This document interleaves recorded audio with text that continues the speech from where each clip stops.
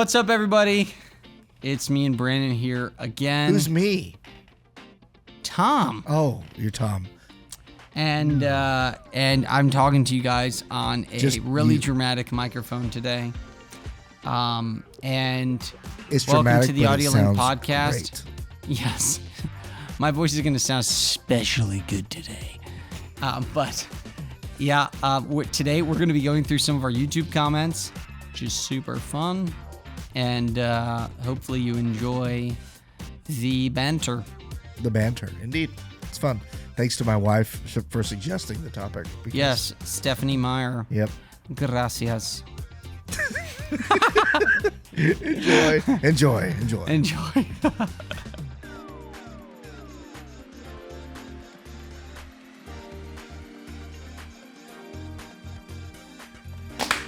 Wow, that was so lame. Okay. What's up, everybody? Welcome to the Audio Link podcast. Tom and Brandon here. Hello. Per usual. And today Hold on. Let's talk about this. Why are you so fixated on Today this? we're going through our comments on our YouTube page of some of the videos, and like 2 weeks ago, I was like, guys, we don't need to introduce ourselves because we do this every day, almost. And turns out that's a huge problem for the world. Yeah. Multiple comments about not introducing ourselves. We're so sorry. We're not formal enough for you guys. Comments. We're so sorry. I didn't realize. We're just so sorry, guys. I guess I'm just Good too Lord. obtuse to think about other opinions. Yes. Just so inappropriate of us. Okay. It's a problem. We are going to go through YouTube comments because apparently people have been commenting on our YouTube, and we have not really been responding, so we're sorry about that. So we just thought we would go through some of the funny ones and respond to them here on the podcast. Also, we'll probably do these more often if more people comment. So That's maybe true. you could get your comment commented on We'll the give a podcast that you commented on in the your first comment. place. Yes. We'll create an inception of comments. Should we talk about why you're talking into a studio mic? Oh, yes. I'm using this very expensive U47 clone, a Wonder U47? CM7, just because it was right next to me. He's like, I want to use that one. And it turns out it's actually a good decision because Tom doesn't really like talking in the microphone. Yeah, I prefer to be, a little more dynamic. Yes, he's one of those singers that sings loud. No, and I'm then not. Pulls the mic away. No, my mic technique in live sound environments is fantastic. Okay. Let's get going on this episode about us. a few comments It's about us. about ranking PA systems. Yes. We got some Okay. really good comments here, and we're going to respond to them. So, Mel, introducing yourselves. I'm introducing the podcast to my classmates in CU Denver Recording Arts Program. I think he's asking us to introduce ourselves. We're sorry. We will do better. We just did it. commented on that earlier. We already are on that. All right. I'm Brandon, by the way. All I right. grew up in Denver, so All right. that works. All right. Let's see. Let's see this one. Cohesion boxes are installed. This is an episode about PA systems, ranking PA systems. It gets interesting in these comments here. Cohesion boxes are installed here in NC at a few places. Cohesion boxes. You ever heard of those? I mean, I'm sure I've heard of them. Yeah, no. A few places and sound incredible. Is it like a Danley or a Fulcrum? Cohesion. I don't. Can you be the? I'm thinking of coaxial. Yeah, no, Cohesion. I've told a few people that I prefer them over other of the A-tier boxes you've mentioned, but I guess that's because they had a tech that knew how to tune it. That's valid. When it comes to point source, I always tell my favorite is the Meyer Ultra series. Whoops. Oh, Cohesion is a company. Yes. So we don't know anything about Cohesion. And As evidenced by our learning about it right now. yes, but what I will say is I would actually almost fully agree with you about the Meyer Ultra series. Meyer point source speakers are absolutely fantastic. Their line array speakers, I don't know how I feel about them. I do know, but I'm just not going to talk about that. I think you can. I mean, their line arrays can be really, really good. Yes, they can be really good. Their subs are fantastic. I will say that. They're almost too good for some of their tops. But all I'll say about point source boxes is I think the only Meyer Ultra, absolutely fantastic. The only box that I would probably take over their, what is that box called? The 450?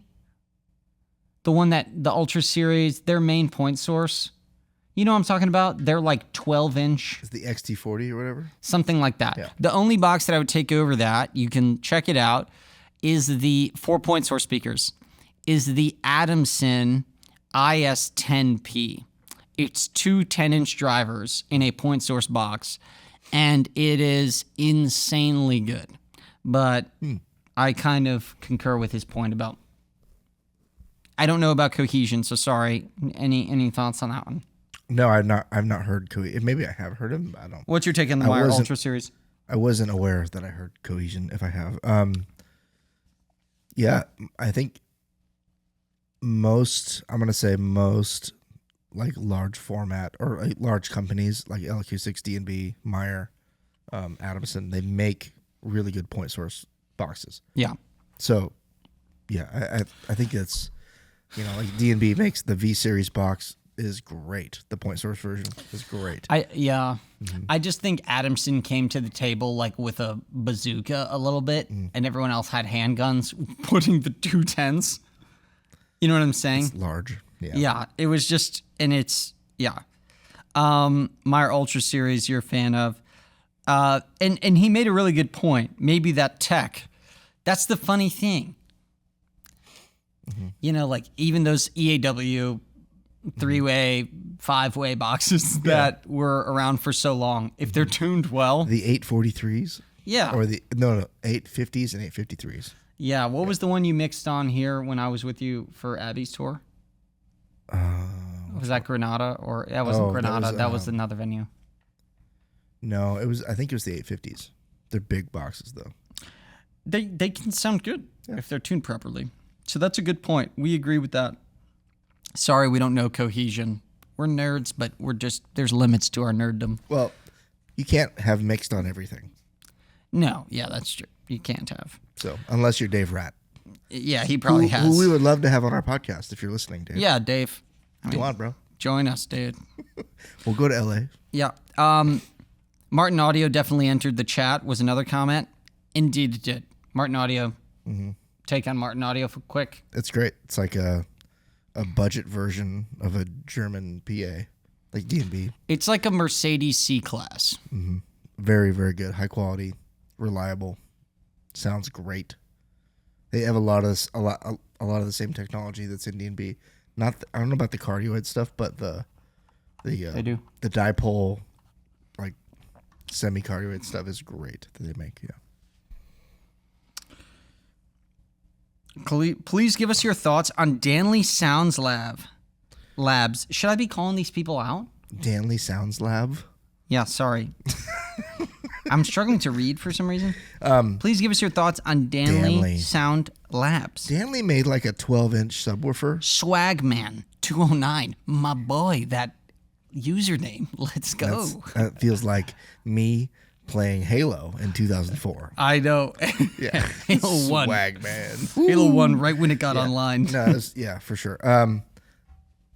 Danley, I think my impression of Danley is that they make good stuff. Yeah. They do make really good stuff. I'm not sure everything works, but it's all about the deployment, of course. And they had this 12-inch subwoofer. It's like a dual 12. It was crazy, but it like kind of worked. They make some nutty stuff. Yeah, like it's there for sure out of the box. It's a little like Willy Wonka. Yeah. It's like Willy Wonka speakers. I think I mixed on or encountered that dual 12 in Waco, at a church in Waco. It was actually Antioch before they moved into their new building. Yeah. Shout out to Bland. He's the guy there. Anyway, yeah, it's hilarious. It's like 12-inch subs that It's like for the back of your Explorer, maybe, but like not in the PA. You know, you know, I think in business in general, under promise, over deliver. You know, and I think Danley's issue is they just kind of like over promise. Do they? Yeah, I think they over promise a little bit because it's like they're like, technically speaking, I think they're fantastic speakers, but it's like you have this fantastic player, but you expect him to score all of the points. It's tough. You want him to score 80 points a game? I had a comment, but I won't say it. Yes. I don't know what it is. But like if LeBron James went to the WNBA. Precisely. Even if LeBron went to the WNBA, he's not going to score all of the points, even though maybe he could. He probably could, actually. Anyway, Dave Chappelle had a skit about that. I'm sure he does. Had a bit about that. I heard it. Sorry. I'm sorry. Sorry, world. So, back on track. So, back on track. My point is, I think Danley's issue is they're typically deployed in a context where you need more of them, like physically. You know, so you can get audio to all corners of that room, maybe on some technical diagram, but like it feeling right, having the right amount of mids, and also just the factor that like you are limited by how much one cone can do. You know, and sure, it can get to every corner of the room, but it will kill everyone in the front half. Exactly. Yeah, there's that reality. Yeah. It's just, I think there's like, there's strength in numbers. Yeah. There's strength in numbers. It reminds me of that. And we're like looking at our designs for end of year, this conference in December. And, like it's going to be fully in the round. And there's one of the versions of like putting subs around the whole stage. Like how loud would it be in the middle of the stage if there's non-cardioid subs just it would around be like the whole 3 stage? billion dB. No, it's like 160 or 155 dB, which will literally kill somebody. Alyssa would be levitating. Yeah, it's like, it's so funny. Speaking of Dave Rat, he did a video about that Bass Nectar, whoever it was. He like designed like a cardioid setup for him to be in the round in the middle of the stadium. Super cool. Anyway. And it's like 0 dB in the middle of the stage, and it's 3 billion out there. It's a cone of silence, you know. All right, fun comment here from Dream Events, which I agree. You must have said this. Mm-hmm. He said throwing EV as a mid-tier brand over RCF is wild. You must have said that. I did not say it was over RCF. Who said that? Me? I don't know.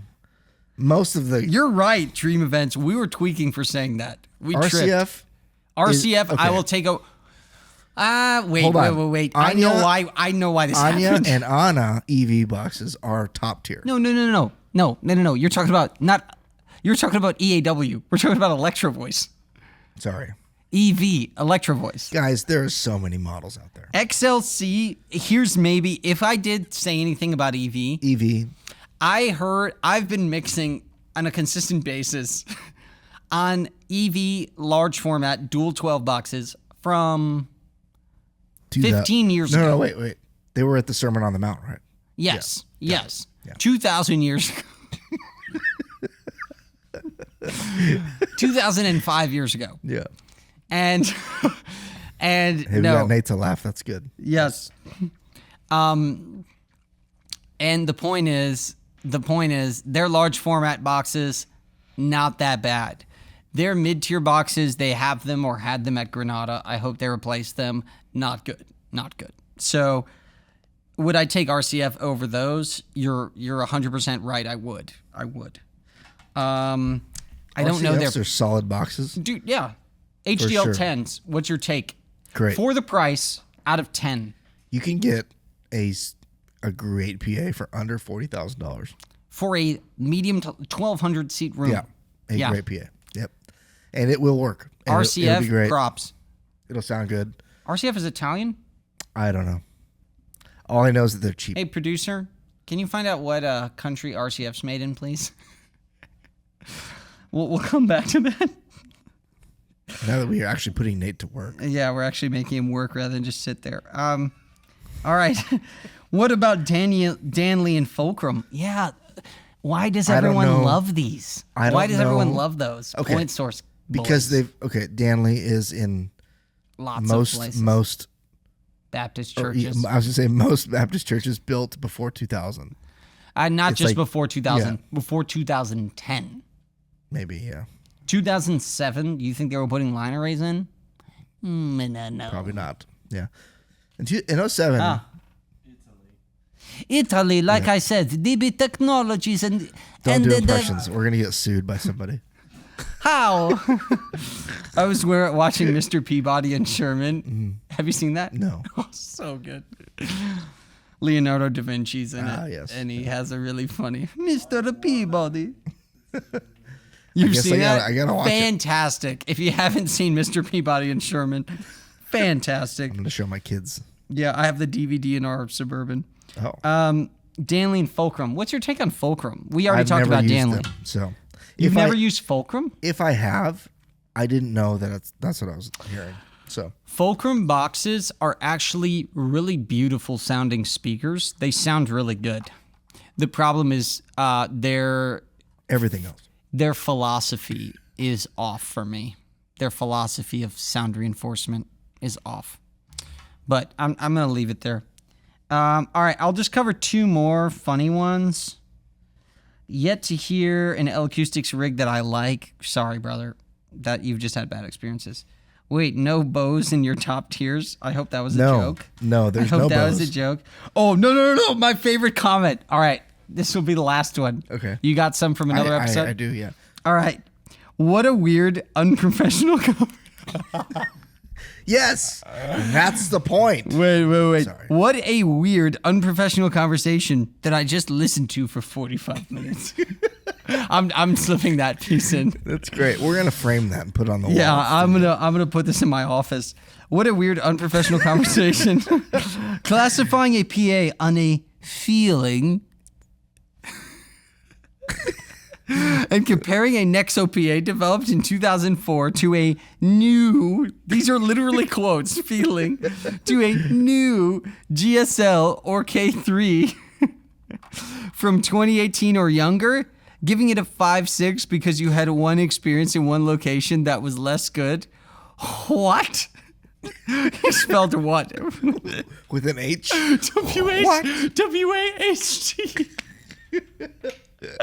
Okay, wait. This is fantastic, brother. Thank you for We doing want this. more of these comments. Yes, please chime Do in not more. withhold your. Yes, please. We want to hear your frustrations. I want to hear all your shade. What please. about the newer Nexo stuff? P series is not that Hold new, on. brother.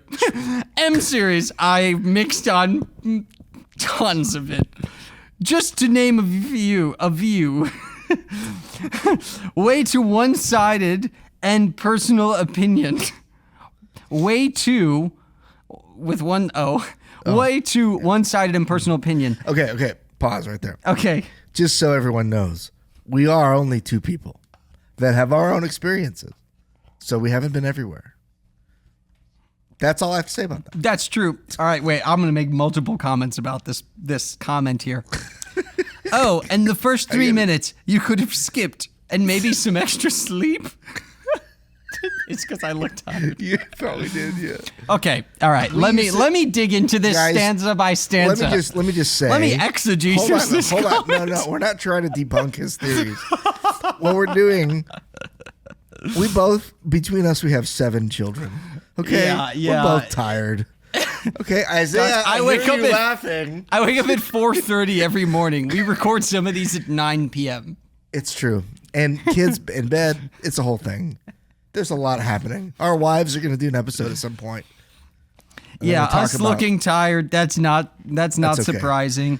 Would you prefer us be in tuxes? Yes.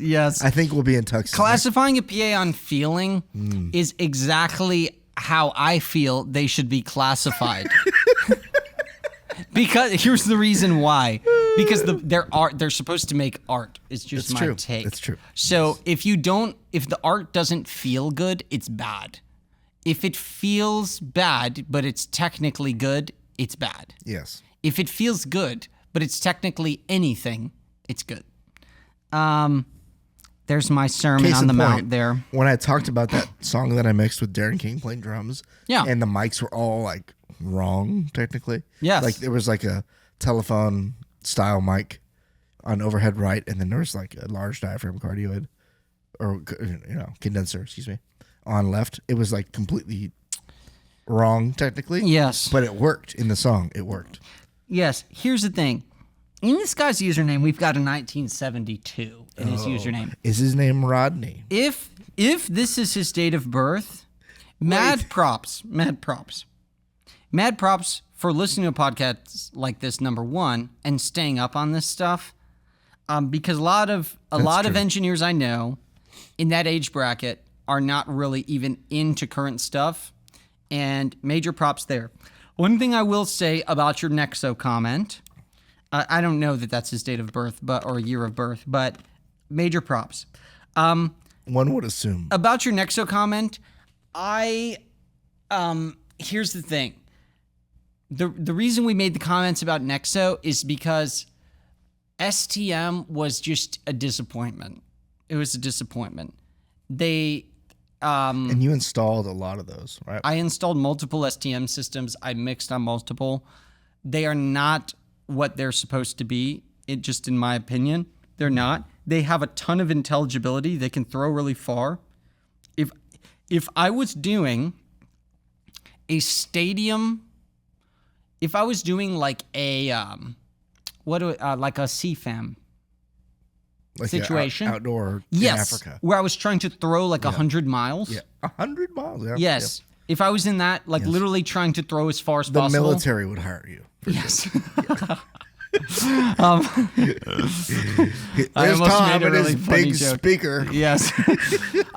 And I would consider Nexo, but I guess all I'm saying is that M series, I don't know that it sounds better than S series Nexo, just in my take. I think Geo S was good. I think Geo M is like me. Personally, just how it sounds sonically. And the problem is, to your point, they just didn't come out with anything else that's much better. And correct me if I'm wrong, they still don't have a cardioid box. No. But Nexo will say that they're a large tier, like top tier manufacturer. 100%. And like L Acoustics has L2. Obviously, the DNB SL series, fully cardioid, from 20 to 20K. Yeah. So there's a lot of things that I think maybe R&D, obviously, it takes a long time. Yes. It takes a long time. I get it. And there's no shade. We're not trying to shade anyone for anything. It's just our opinions. And let me remind the audience that our opinions mean next to nothing. Here's nothing. Here's our opinions. Right? Yeah, there, exactly. Right yeah. But so, I honestly though, these comments are fun. Fantastic. I love P series Nexo. Last thing I'll say, P series Nexo is pretty good for the money. I owned a bunch of those boxes that I did corporate events with. They're great. Game before feedback. They're pretty linear boxes. I think they're good.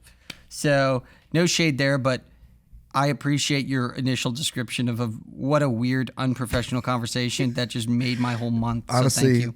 That is a huge compliment. All right, let's get over to some of your comments. Nate's laughing. I'm laughing at his reel. Sorry. He's not laughing. Yeah, he doesn't care about us. Because he's browsing Instagram. Any other comments we can touch on here? Yeah, I got one here. Okay, so this is on our consoles part 2. Consoles ranked part 2. Here we go. Cortland commented, "What a duo." Oh, thank you, sir. I Cortland. can tell he didn't listen to the podcast, but it's fine. Yes. Oh yeah, here we go. This is Brent Handy CTS 131. That's a lot. That's a mouthful. Very nice. VI 3000 was a great console for churches. Ooh. Soundcraft. All right. That was the whole comment? Okay, go ahead. I have several still in service. They sounded good. I think you should have people on with a deeper experience, with more facts to advise churches. Ooh, okay. More facts. All right. I like this. The problem with that that more facts thing is that this is not a political podcast. No. Let's just say we are much more CNN than we are. No, I'm joking. Go ahead. God. Yeah, we are not CNN. Restart the whole podcast. No. Yeah. My only take on that is that my experience with the VI, granted, everyone's experience is going to be limited because I'm only one person. I've only mixed I don't know if he listened. When I've mixed, right? But the point is, like, my interactions have been largely on a console side. Avid, Digico, some SSL, very little of anything else. And I mean, obviously, like Yamaha in some cases, but like very little anything else. And so I have mixed on a Soundcraft VI one time, and it was doing monitors for Mute Math in 2013, and it was the worst experience I've ever had on a console. The workflow makes zero sense. It was horrible. And so not to throw shade on Soundcraft. It's like using a Midas Pro series when you've been mixing on everything else. Yes, that's true. But it was, so that's my experience, of course. Like, but the facts were that the console froze for like 45 minutes, kept passing audio, and I could do nothing. Yeah, but everything froze. I had my Q pack on, and I'm flipping through like Darren and Paul's mixes and everyone else and Roy, and it's still passing audio, but that thing is frozen. Faders are not moving. Meters aren't moving. The boy's frozen. It's frozen. And it was frozen for more than half of that show. Yeah. It was frozen for more than half of that show, and I couldn't do anything. And accounts are frozen. I apologize if I've been, if I've been maybe unrelatable or maybe unwilling to accept that. You do not need to apologize. I'm sure at that all. Stop it. At some point, there was an update to the VI software that made it maybe halfway manageable. Yeah. But that experience turned me off. Yeah. So if anyone has a VI, I request an X32. Here's all I would say to that comment. I forget what the username was. We appreciate the comment. I think if you listen to that episode, I did talk about the fact that the best mix that I had heard in the first age of my career. Oh, yes. I just called it an age. In the first age. Pre-Sauron. Yes, during the reign of Morgoth. In the Morgoth. Yes. In the Morgoth age of my career, the best mix I had heard was on a VI. So, no shade. Have I seen multiple out of commission? Was the engineer's name Hercules? Was he a demigod? Just kidding. Was he a Nephilim engineer? Possibly. But we won't go into that. Point is, I don't think the sound quality, to your point, I don't think the sound quality is the issue. I don't think the compatibility and even the basic technology is our issue with them. Mm-hmm. The fact that they have native Dante, I mean, it's great. Fantastic. That was before Dante was. It was on Yamahas, of course, but like, that was it. That was it. It was a risk. It was a risk. They played a risk, and it was a good one. So I think that's the only reason they survived, though. Yeah. So I guess all I'm saying here is I've seen multiple out of commission. They do sound great. The workflow, being an engineer that I've worked on many other different consoles. I've worked on Midas, Yamaha, Digico, all these different consoles. I have not, when I got on the Soundcraft the first time, I didn't know what to do. And I think that's the biggest issue. I didn't know what to do. When I got on an SSL L5 the first time. The design language is difficult. Correct. Mm-hmm. When I got on an SSL L5 for the first time, I kind of knew what to do. Yeah. I was like, oh, okay.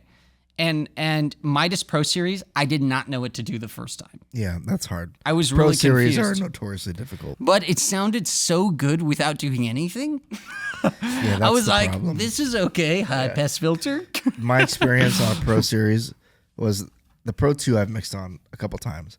Patching it was a nightmare. But when it got working, gain and all this, I mean, the DL251. What'd you think of that HD96 this week? I'm about to get to that because that's the next comment. Oh, go for it. But the pros, and Yeah, I guess the Pro Series. The Pro 1, we were on the Spanish tour. Okay, turn your volume down. Sorry, I'm trying to get to other episodes if we need more. Yeah. The Pro Series that I was mixing on, like all of the faders and knobs, they were not calibrated at all. So it was stuck in some, I don't know if it was like a calibration mode where like you would do like make a fader move and it would pop to unity. Like no matter what you did. What? And it was crazy. Like all the knobs would just, like 50%, like right, like down the middle. And so I had to mix because it did that during rehearsal. I couldn't touch a fader. It would like, it was wigging out basically. So I mixed on that little trackball in the mouse clicker, like click and drag a fader on the one on a PM or not PM1 Pro 1 Pro 1. Yeah, it was crazy. It was during the Spanish tour. Oh my god! And like it was Upper Room and all these Marcus Brunette and Lucas Concili and all these people. Oh, and I was feeling the pressure. You were feeling the pressure. Yeah, and it was a challenge, but we got through it. Feeling the pressure from the Santos. Yes, and anyway, so he goes on. The next comment is, "Can we get Brandon a phone case, please?" You don't have one either. I just cracked my screen because of that, but yeah. And then the next one is Jason Hibden. Love you, Jason. He's a friend of mine. Known him for a long time. Okay. He goes, I have the Ravage on you. Okay. I have a story about the Ravage. We just mixed on one in Phoenix. Yes, you did. I was at Grand Canyon University with Upper Room. Forrest Frank was there. It was pretty cool. Did you mix for him? No. I did. Well, I guess I did mix for him. He was just talking. So I did DQ his mic. So that's cool. Very impressive, Brandon. Yes, thank you. Lots of de-essing. Anyway, and like a huge notch at like 3K, but it's cool. It was, the Ravage sounds awesome. Agreed. With the what is the rack called? The RPIO. RPIO racks are awesome. They're great. Yeah. We had a lot of technical problems for the show itself, but like with twin lane and enabling DSP. Yeah, but it was a competency issue. Yeah. Well, I'd never mixed on one. And yeah. To be fair, the production company didn't send anyone who knew anything about the consoles. Yeah, that's a problem. The guy who was with me at front of house he said these words, I've never touched this desk. So, and he was the tech? And he was the console tech? I don't know what his role was, but he was with me the whole time. So he was there for emotional support and security. Yes, emotional in case support. Anyone attacked you. Yes, that's it. Though his beard would have scared them away. He had a long beard? But yeah, for sure. Perfect. Anyway, so no shade on him. It was just like, it was a kind of a perfect storm of problems. But once we got it working, it sounds awesome. Like out of the box, way better so far from the M7 days, the CL5 days. The onboard actually sounds good. The onboard, like processing the EQs, dude, the de-esser sounds great. They took a long time to make that console, but they snapped. They did. And the verbs and stuff are awesome. The Berkasti, some of the like verb extensions. I didn't use any waves, just on no bussing even. See? I built a file from scratch on the show, and it sounded great. Like at the end, it was like, oh wow, this is good. So anyway, were there things about it that you felt like were slightly better than how Wave sounds? Because this happens to me when I do a console only file. Or no? You don't have to manufacture. No, I don't think answer. that's not a fair, because I didn't use any bussing. I mixed their ears from front of house. It wasn't a full file. It was just straight. So you had more dynamic range. I built one from scratch. So like, as people are in the room and it's loud, I'm like pushing verbs way more than I would normally because just sending faders all the way to the top. So I added like stuff, I added like that 76 emulator on the master to kind of manage that dynamic. How much did you use the premium rack? A lot? Literally none at all. You just used the channel strips. I literally used the channel strips they on Ravage are insanely good. Way better, yes. All right, do Digicos sound better? I think out of the box. This is just a hot take right now. That's a hard question because I've had a lot of experiences on Digico. I've had one experience on Ravage. And because it's my feeling, I don't want to get sued or shaded. Yeah, you don't want to get shaded for not saying a fact, of course. Yeah. On a podcast. Where we're just sharing opinions. No, it was like, I can't remember that guy's name, but like, it's honestly more facts. I would love to have a Rivage at end of year with waves. I would love that. Why don't we do that? I think it's probably too late in the game to try to change it now. But I want to buy a Rivage. I would, bro. I was thinking about. If I was gonna buy a console, I'd probably buy the small Rivage. Here's a small goal of mine in life. I want to own every major desk at some point. That's so unnecessary. Just to have it. Of money. Because I was like, oh guys, look, use this one. That's great. Oh, you like that one? Great. Let's think about it as an investment. Yes. So wait. I would like that, but dude. It actually would be a good investment, but we could talk about that later. Yeah, because it could make money for you. Well, we're not there yet, but I did like working on it. The layout, obviously, it's Yamaha. Everyone's familiar with the layout. It's very easy to use. I didn't get into any custom layers or anything. I was literally mixing from scratch. It was like system default settings, which now I know about the twin lane thing. But it's so, my one like knock against the Rivage would be that it's so complicated to get the basic need from like it's onboard like what was the problem? Like fiber optic, so Digico with OptiCore. The external interfaces, that part's complicated. That's what you're saying. Well, so the RPIO is using Twin Lane, which is a Yamaha developed protocol technology. Yeah. So over 5. Case in point, Digico with OptiCore, it works. You just OptiCore, boom, works. MADI works, cool. You just have to select which one you want to use. This is not that way. You have to enable each, like the DSP of it's like SSL. SSL's like this. Yeah, but it's like you have to enable DSP to go to certain, channels of routing. Yeah, exactly. Because there's only so much DSP. Well, to I distribute. realize. I think that the reason is because there's if you put like 15 Rivages on the same network, you can allocate like my DSP I'm not using to another console's DSP because it's fiber, so you can always. It's a big loop. So I think that's probably why, to save like channels in the loop. Mm-hmm. So it's not just always on. Yeah. So it's not, but it was extremely difficult when you only have one RPIO rack or two and you're not using the Dante side. It should automatically give you an option to like enable this. And then that should be something you turn off, not have to turn on. Mm-hmm. That's all. That's it. It's like a DSP enabling thing. It's very weird. But anyway. Yeah. So moving on to the HD96. Yeah, go for it. We just did an install with an HD96. Okay. And I like it, but it reminds me of the Pro Series. So what reminds you of the Pro Series on it? I didn't. Click, click, click, click, click, click, click, click, click. No, but you can highlight a bunch at once and then That's just true. Boop. But it's like the wing. It's not like intuitive like that. I had to figure it out.